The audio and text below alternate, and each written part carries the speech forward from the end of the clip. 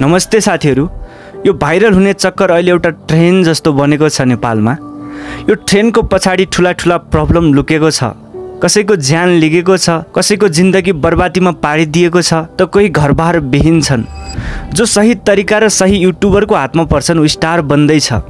जस्तो अशोक दर्जी, उनी एक सडक बच्चा थिए, गायन क्षमता अद्भुत थियो उनीसँग। पहिलोपटक मिडियामा भाइरल बन्दा सबैले उनलाई धेरै रुचाएका थिए र गायक टङ्क बुढाथोकीले उनलाई हेल्प गरेर अहिले उनी मेला, महोत्सव र म्युजिक रेकर्डिङमा बिजी छन् र उनको फ्युचर ब्राइट बन्दैछ यो म्युजिक इन्डस्ट्रीमा।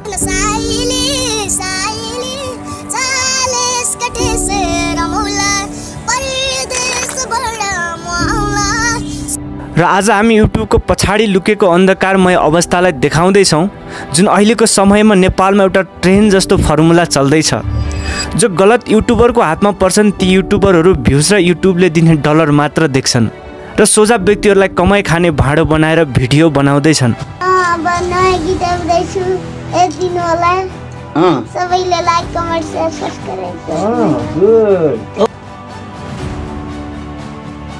ती सोझा व्यक्तिहरूको राम्रो नराम्रो कुराहरू खोतल्छन् र एउटा झगडाको कन्ट्रोभर्सी निकाल्छन्, जसले भाइरल पछाडि एउटा मानसिक तनाव सिर्जना हुन्छ। यता युट्युबर डलर कमाउँदैछन्, उता भाइरल व्यक्ति पारिवारिक तनाव र डिप्रेसनको शिकार हुन पुग्छ र अन्त्यमा ती व्यक्तिहरू ज्यान समेत गुमाउन पुग्छन्। जस्तै सचिन परियार र भाइरल बाजेको नामले चिनिने भेलु बाजे। भेलु बाजे एक सामान्य वृद्ध, तर सामाजिक सञ्जालले उनलाई गलत तरिकाले भाइरल बनायो। उनको बोलाइ, हावभाव र उनीप्रति देखाइएको कृत्रिम माया र सस्तो मनोरञ्जनको पछाडि लुकेको उनको अन्धकारमय जिन्दगी। उनलाई केही युट्युबरहरूले रक्सी खुवाएर असभ्य कुराहरू बोल्न लगाउँथे।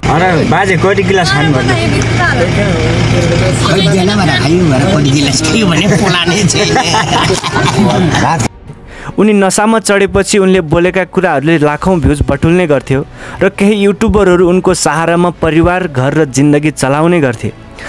यो कट्टा पाइन्छ कि नपाइन्न, अब लडेर जित्ने कुरो होइन, लडेर जित्ने कुरो होइन, हो कि होइन, त्यही टिकटले जित्ने। जब उनी भाइरलको क्रममा थिए, उनलाई काठमाडौँ ल्याइएको थियो युट्युबको कन्टेन्टको लागि।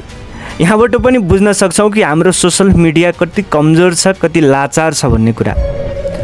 उनी काठमाडौँ रहँदै गर्दा उनले घरमा बिरामी श्रीमती गुमाए। त्यसपछि भेलु बाजे एक्लो भए, बेसहारा भए। सामाजिक सञ्जालमा भेलु बाजेका नामले प्रसिद्ध मीन बहादुर बुढाकी श्रीमती बिष्णा बुढाको निधन भएको छ। अझ केही युट्युबरहरू त उनको मरेको श्रीमतीको न्युजलाई हेडलाइन बनाएर पैसा कमाए। बिस्तारै भेलु बाजे अब पहिलेको जस्तो रहेनन्। उनलाई चुसेर पुरै रस लिगिसकेका थिए। उनी बाहिर केही छोक्रा मात्र बाँकी थिए। उनको भ्युज लाखबाट हजारमा झर्न थाल्यो। त्यसपछि उनी प्युठान फर्किए। त्यसपछि एक्लो भए, बेसहारा भएर मानसिक रूपमा भेलु बाजे कमजोर हुन थाले र त्यसको केही समयपछि प्युठान जिल्ला अस्पतालमा भेलु बाजेको निधन भयो। सायद जति पनि युट्युबरहरूले उनलाई युटिलाइज गरे, उनी र उनको श्रीमती दुवैलाई काठमाडौँमा राखिदिएर युट्युबबाट आएको सर्टेन अमाउन्ट उनीहरूलाई पनि दिएको भए सायद आज भेलु बाजेको अस्तित्व समाप्त नहुन पनि सक्थ्यो। नेपालमा युट्युब कन्टेन्टको लागि कुनै ठोस आचार संहिता छैन, जसले गर्दा यस्तो शोषण सजिलै सम्भव छ। भेलु बाजे एक उदाहरण मात्र हुन्। अरू पनि थुप्रै छन् जसलाई सोसल मिडियाले खायो। बालगायकको नामले चिनिने सचिन परियार, उनलाई एक समय यति धेरै पपुलर बनाइएको थियो कि महानायक राजेश हमालसँग सिन गर्ने अवस्थामा पुगेका थिए। नभेटेका कलाकार, सेलिब्रिटिज थिएनन्। उनलाई नरुचाइएको कुनै व्यक्ति थिएनन्। उनलाई पब्लिकले यति धेरै सहयोग गरेका थिए कि त्यो पैसा सदुपयोग भएको भए आज उनी असल र राम्रो कलाकार बन्न सक्थे। उनको बुबा तेजेन्द्र परियारले उनको सहयोगको रकम आफ्नो व्यक्तिगत कुरामा खर्च गर्न थालेपछि सचिनलाई आउने सहयोगको रकम बिस्तारै कम हुन थाल्यो। न तेजेन्द्रले सचिनलाई राम्रोसँग पढ्न दिए, न त राम्रो कलाकार बन्न दिए। बस छोरालाई कमाइ खाने भाँडो बनाए। लोकल मिडियाको अगाडि गएर जे पनि बोल्न थाले, सचिनलाई जे पनि गर्न लगाउन थाले। यस्तो पनि देखियो कि सचिनलाई कचौरा बोकेर माग्न समेत पठाउन थाले। सचिन त्यति सानो बच्चामा यति धेरै मेन्टल प्रेसर दिन थाले कि त्यो प्रेसर सचिनले उठाउन सकेनन्। बिस्तारै उनी पनि बिरामी पर्न थाले। घरमा राम्रो हेल्थ केयर गर्ने उनलाई कोही पनि थिएनन्। त्यसपछि हस्पिटलमा भर्ना भए। सचिनलाई त्यसपछि पर्याप्त सहयोग जुट्न सकेन र यो संसारबाट सचिनले बिदा लिए।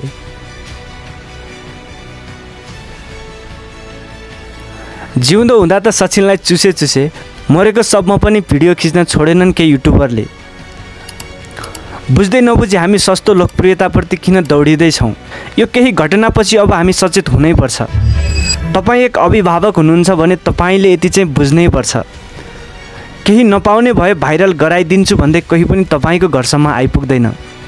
युट्युबरहरू युट्युबले दिने डलरको स्वाद चाख्ने बानी परिसकेकाले तपाईँको घरसम्म आउने गर्छन् र तपाईँको छोराछोरी, दिदीबहिनी र दाजुभाइलाई प्रयोग गरेर युट्युबरहरू घरबार चलाउने गर्छन्। यसको मतलब मैले भाइरल गर्नु हुँदैन, यो नराम्रो हो भन्न खोजेको पक्कै पनि होइन।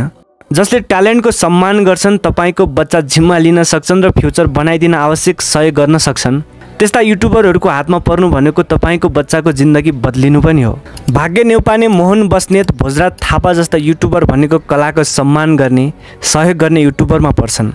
उनीहरू जो भाइरल हुन डिजर्भ गर्छन् उनीहरूलाई अगाडि ल्याउँछन्। तर सोझा मान्छेलाई फसाएर कन्ट्रोभर्सी बनाएर मनपरी बोल्न लगाएर भाइरल बनाउने युट्युबरहरू धेरै छन् नेपालमा। यदि भाइरल बनाउनु छ भने सही तरिकाले भाइरल बनाऊ, ताकि भ्युजको लागि भाइरल नबनाऊ।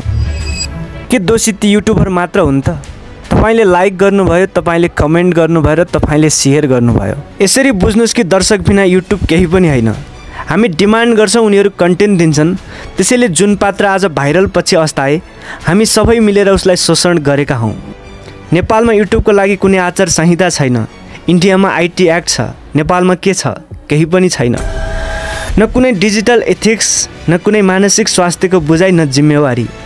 कोही पनि एकाउन्टेबिलिटी लिँदैन इभन आफ्टर डेथ। जसरी युट्युबमा शोषण र व्यक्तिगत कन्टेन्टलाई मजाकिलो पात्र बनाइने एउटा ट्रेन्ड छ नेपालमा भ्युजको लागि, अब समय आएको छ यसलाई रोक्ने। युट्युबरको लागि डिजिटल आचार संहिता बनाउनुपर्छ। शोषणजन्य सामग्रीको रिपोर्ट र रिमुभ पोलिसी ल्याउनुपर्छ। सोझा पात्रहरूको कानुनी संरक्षण बनाउनुपर्छ। आज भेलुबाजे मरे, सचिन परियार जस्तो मासुम बच्चा मरे। अब यो ट्रेन्ड बन्द गरिनुपर्छ नेपालमा। ती ट्यालेन्ट बिनाका सोझा व्यक्तिहरू क्षणिक समयका लागि मात्र राम्रो देखिन्छन् सोसल मिडियामा। उनीहरू ट्यालेन्ट बिना टिकिरहन सक्दैनन् यो सोसल मिडिया प्लेटफर्ममा। त्यसैले त्यस्ता सोझा व्यक्तिहरूलाई सोसल मिडियामा ल्याएर कमाइ खाने भाँडो बनाउनु हुँदैन र त्यस्ता व्यक्तिहरूलाई उनीहरूको आफ्नो रियल लाइफमा बाँच्न दिनुपर्छ। त्यो उनीहरूको नैतिक अधिकार हो। त्यसैले म के भन्न चाहन्छु भने भाइरल बन, तर सही तरिकाले बन, तर शोषण नबन। मजाक गर तर मान्छेको ज्यानसँग होइन। त्यो पैसा लिएर हजुरले के गराउनुहुन्छ अब? पैसा त अब के गर्ने र पैसा राख्ने त्यही मान्छे लडाउने बाबाहरूमा यस्तो हुन्छ कि हुँदैन? बाबामा त झन् डेन्जर हुन्छ यार भनेर टिकटिकै जानकारी गराउनु। ल हुन्छ, ठिक छ, अब खुसी लाग्यो होइन? हजुर हामी यसरी चाहिँ जोड्यौँ। र तपाईँलाई के लाग्छ, नेपालमा जुन गलत तरिका र गलत व्यक्तिलाई भाइरल बनाउने एउटा ट्रेन्ड छ नेपालमा, यो रोकिनु पर्छ कि पर्दैन? कमेन्ट गर्नुहोस्।